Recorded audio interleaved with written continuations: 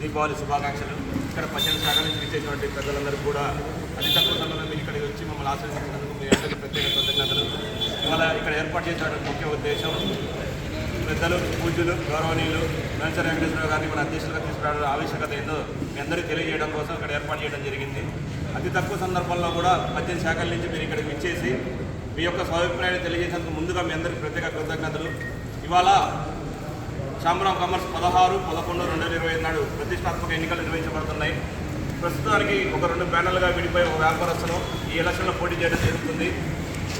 ఇక్కడ మనం ముందుగా గుర్తుంచుకోవాల్సింది ఏంటంటే మనం చేసిన పనులు, చేయబోయే పనులు పక్కకు పెట్టి వయసు మీద నడుస్తుంది ఇదంతా.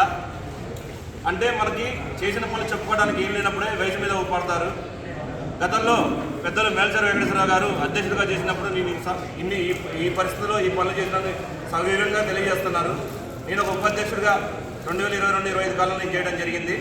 నేనేం పనులు చేశానో మీ అందరికీ ఇంటింటిగా తిరుగుతూ చెప్తున్నాను. కానీ అక్కడ నిలబడినటువంటి 5 ఆఫీసర్ బేరర్స్ కూడా అంతకుముందు ఇక్కడ చేసిన వ్యక్తులు, ఛాంబర్ ఆఫ్ కామర్స్ పనిచేసిన వ్యక్తులే. వాళ్ళు చేసిన పనులు చెప్పుకోవడానికి ఏమీ లేక ఒక సీనియర్ నిలబడకు రావడం ఏంది, లేకపోతే ఒక జూనియర్ నిలబడటం ఏంది అంటున్నారు. గతంలో పెద్దలు గెల్లాకేశ్వరరావు గారు ప్రెసిడెంట్గా ఉన్నప్పుడు నాకంటే చిన్న వయసు ఉన్నటువంటి గుర్రమ్మ ఉమాయేశ్వరరావు గారు సెక్రటరీగా చేయడం జరిగింది. మనకి చేసే సత్తా ఉన్నప్పుడు వయసుతో సంబంధం లేదని తెలియజేస్తున్నాం. మా నినాదం ఒకటే, అనుభవం ప్లస్ యువత = ఛాంబర్ ఆఫ్ కామర్స్ అభివృద్ధి.